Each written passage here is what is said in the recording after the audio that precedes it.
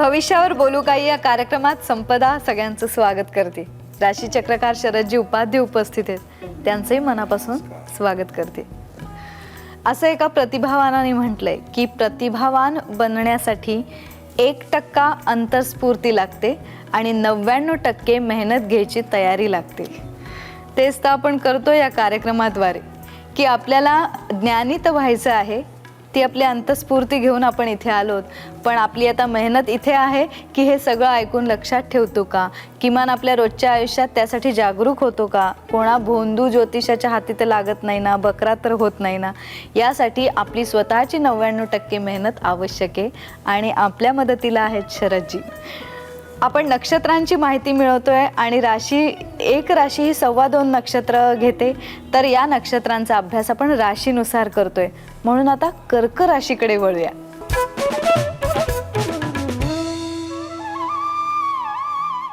शरदजी, कर्क राशीत पुनर्वसू, पुष्य आणि अश्लेषा ही 3 नक्षत्र आहेत. त्यातलं पुनर्वसू मिथुन पासून आपल्या आहे मदतीला.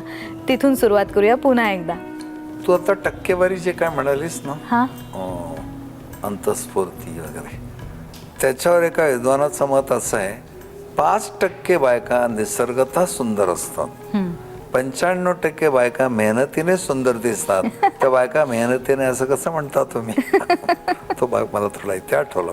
तर हे पुनर्वसूचं एक बुजुर्गांचं परत मी तुला वर्णन करून सांगतो. मिथुनामध्ये आपण त्याची सुरुवात केली आहे. या बुजुर्गांची ऑब्झर्वेशन्स काय असतील ना, त्यांनी पुनर्वसूचं वर्णन असं केलं, शांत, सुखी, सुशील, बुद्धिमान, रोगी, पुन्हा संतोषी आहे. संतोषी म्हणजे आहे त्यात संतोष, असं नाही की खूप मिळाले म्हणून संत, आहे त्यात संतोष मानणारे, विद्याभ्यासंगी, नीतिमान, सत्वगुणी, कलाकौशल्य संपन्न, लोकसेवा करणारा, ईश्वर भक्त आणि गायक, असं आपण त्याचं वर्णन केलं होतं. आता हे वर्णन जेव्हा कर्केत कंटिन्यू होत आहे तेव्हा इमोशनल राशीत ईश्वरभक्त माणूस आहे.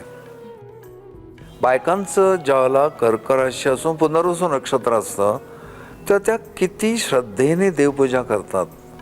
मग ती वटपूजा असो का ऋषी पंचमीचा असो, ते करताना त्या किती इन्व्हॉल्व होतात हा भाग बघ.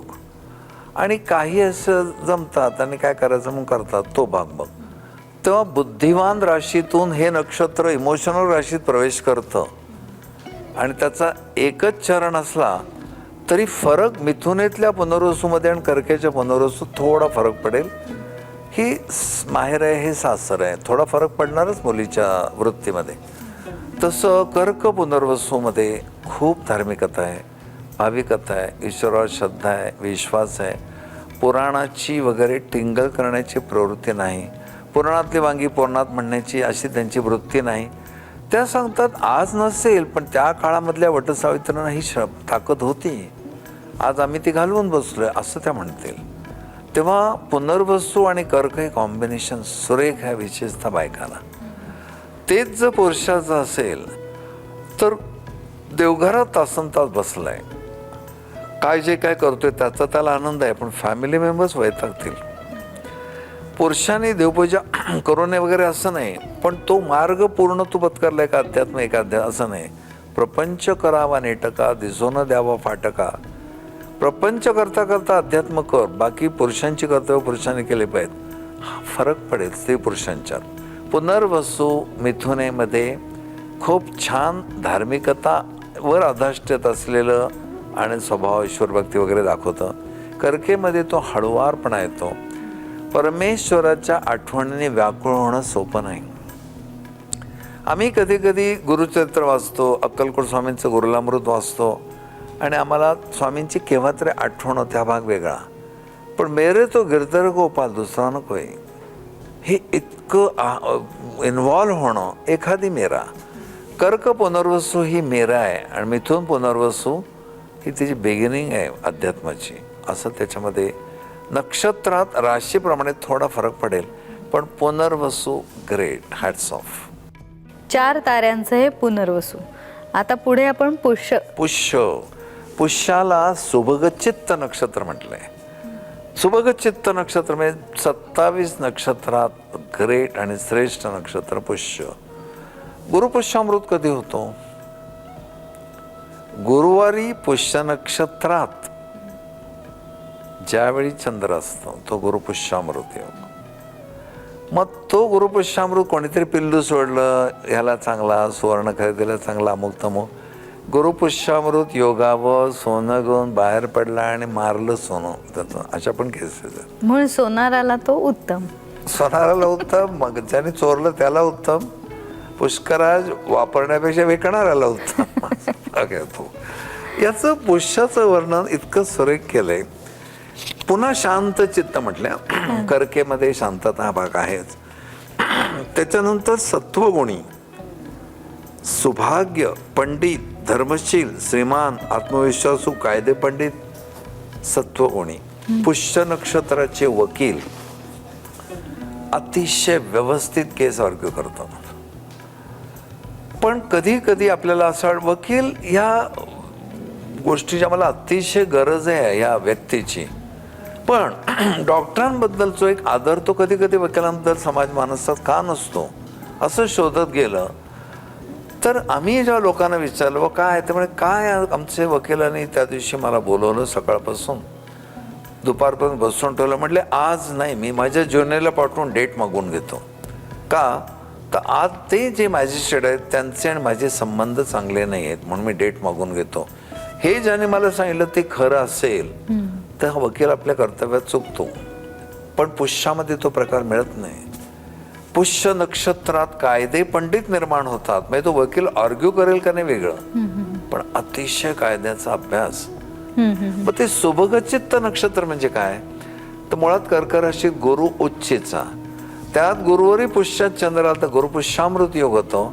आणि पुष्य नक्षत्राचा बेस सगळा पवित्र शरणागत भाव असलेला असल्यामुळे कर्क राशीतलं पुष्य नक्षत्र हे 27 नक्षत्रात अग्रभागी आहे.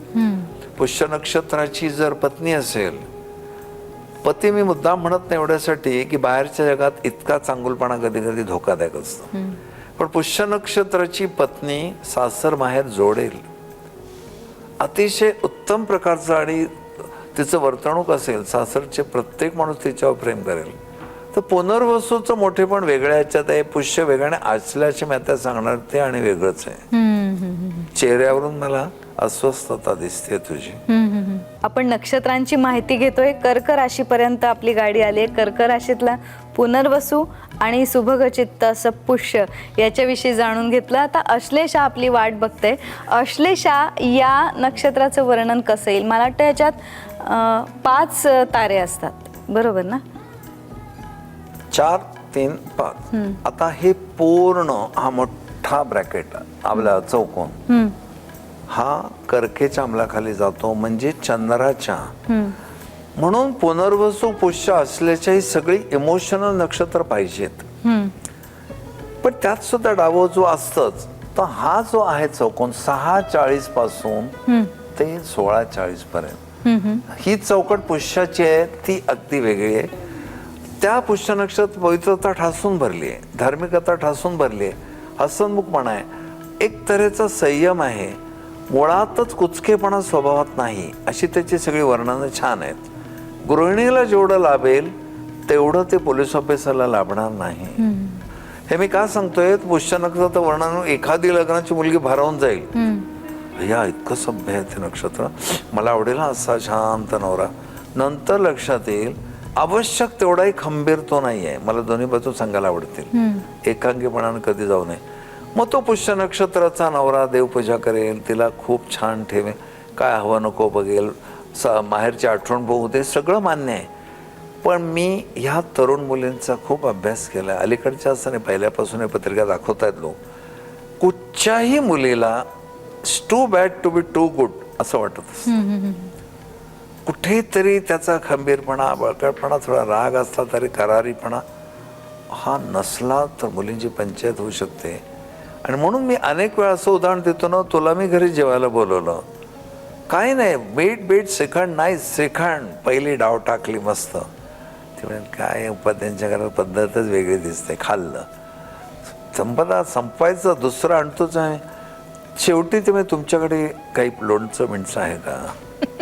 तसं ह्या पुष्य नक्षत्र नवऱ्याला ती म्हणेल तुम्ही छान आहात, पण परवा तो सेल्समन इतका वाईट तऱ्हेने माझ्याशी वागला, तुम्हाला जराही त्याला बोलता आलं नाही. मग तुम्ही संत असाल तर लग्न करायला नको होतं. ही पण बाजू तुम्ही समजून घ्या, नाही तर घरोघरी ना लोक ऐकतात, कोण काय त्याचा अर्थ काढेल नेमणे, ती जबाबदारी माझी आहे. पण मी दोन्ही बाजू सांगितल्या. असं पुष्य नक्षत्र आध्यात्मिक क्षेत्रातल्या लोकांना चांगलं आहे. गुरुत्वाच्या गादीवर बसलेल्या व्यक्ती श्रेष्ठ आहे पुष्य नक्षत्र. जे शिष्य आहेत आणि गुरूंच्याकडून साधना घेतली, अनुग्रह घेतलाय, त्यांना खूप ठीक आहे. तीर्थक्षेत्रातले पुजारी पुष्य नक्षत्राचे असावेत. आता त्या लक्षात येईल कोणत्या क्षेत्रात ते चांगले आणि कोणत्या क्षेत्रात ते नाही.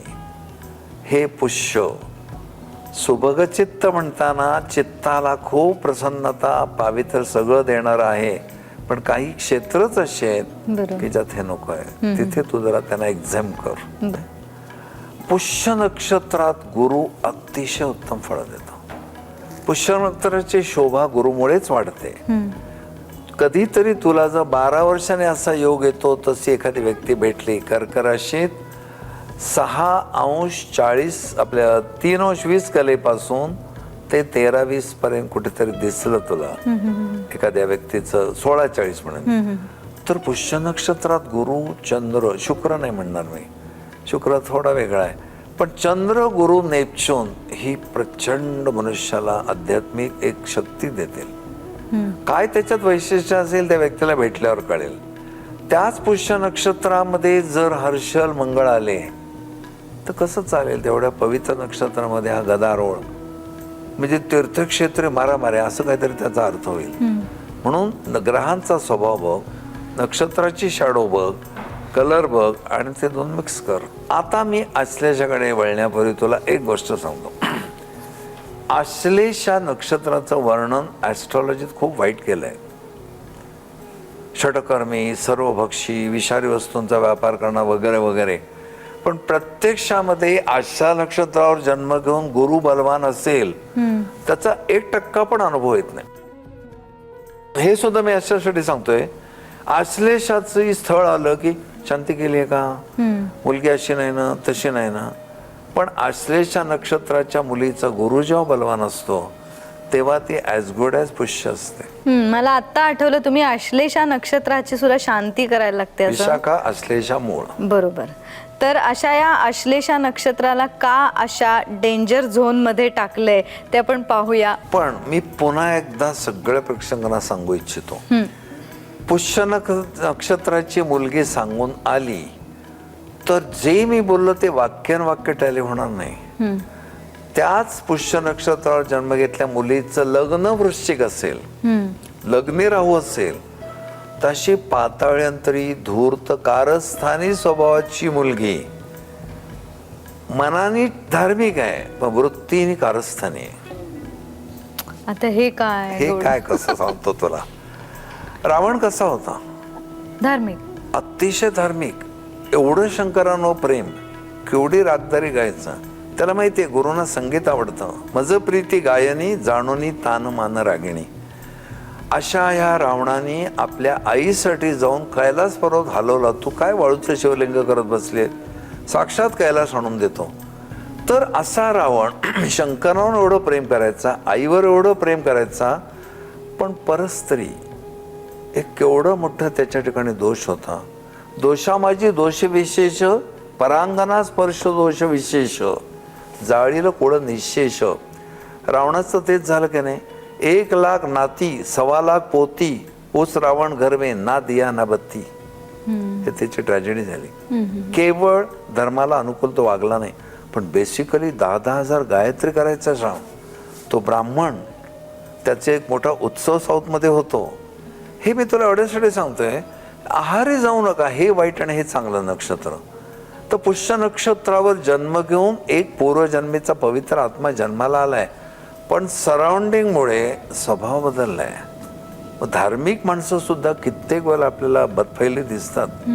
त्याच्या अगदी उलट आश्लेषा म्हटल्यावर हादरतात लोक. बापरे, कोणतरी जाणार सासू किंवा सासरा.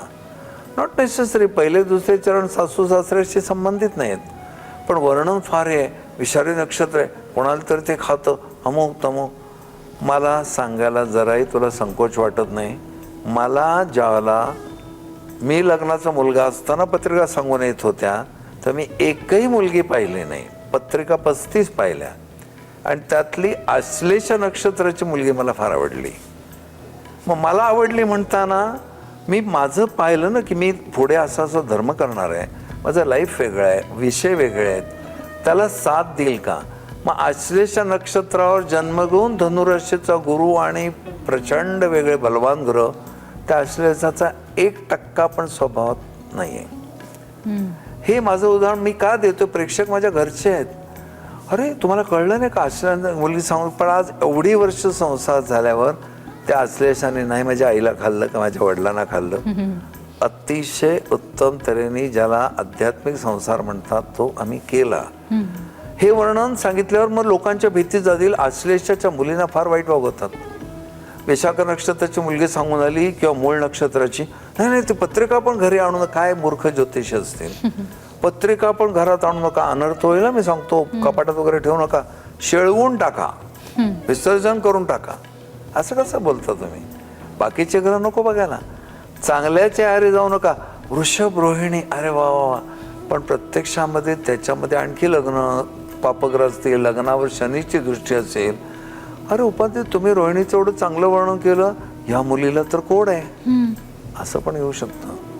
थोडक्यात रोहिणी नक्षत्रात सुंदर दागिना असेल किंवा पुष्य नक्षत्रात सुंदर दागिना असेल, पण त्याच्यावर कुयोग झाले तर कोड आलेल्या मुलीच्या अंगावर दागिना कसा दिसेल, त्वचा भाजलेल्या मुलीच्या अंगावर कसा दिसेल, तसं कधी कधी नक्षत्र फुकट जातात. म्हणून मी ज्यावेळेला हे आश्लेषा नक्षत्राच्या मुलीला होकार दिला, पूर्ण पत्रिका पाहिल्यावर मला कळलं माझ्या स्वभावाला, माझ्या व्यवसायाला हा मॅच बेस्ट आहे. मला अनेक अर्धवट ज्ञानी लोक म्हटले, अहो तुम्ही आश्लेषाच्या मुलीशी लग्न करणार. म्हणजे मी तुम्हाला प्रूव्ह करून देणार आहे की एकांगी विचार करू नका, बाकीच्या ग्रहांचा पण विचार करा. म्हणून तुला पण मी हे उदाहरण सांगितलं. कारण हे लोक ना जे ऐकतात ते खूप आहारी जातात आणि ह्याचा फायदा राशी भविष्य सांगणारे ज्योतिषी घेतात. तुम्हाला अमुक अमुक त्रास होणार, मी आत्ताच सांगतो, कालसर्पशांती करून टाका. चाललाच तो माणूस कालसर्प, तो कोण सांगणारा माणूस ब्रह्मदेव आहे का. हे मला मुद्दाम लोकांना आवर्जून सांगायचंय. नक्षत्र चांगली किंवा अशुभ वर्णनाची एक एकांगी बाजू आहे, त्याच्यावर अनेक संस्कार आहेत. एखादा कडवट दाणा असतो, पण तो ज्याला साजूक तुपाचे शिऱ्यात टाकलेला असतं ते खपून जातो. तो आपण मेष राशीपासून सुरुवात केली होती आणि असं पहिल्यांदा घडतंय की कर्क राशीमध्ये शेवटी आश्लेषा पूर्ण होते. असं नाही होत की पुढे सिंहाकडे त्याची वाटचाल आहे. फार लक्षात तुझं बरोबर आहे ना. परफेक्ट. त्या कारण आश्लेषाचे 4 चरण तिथे आहेत, पहिला, दुसरा, तिसरा, चौथा. आता मला सांगा की पुनर्वसूमध्ये शनी आला, पुनर्वसूची शोभा गेली.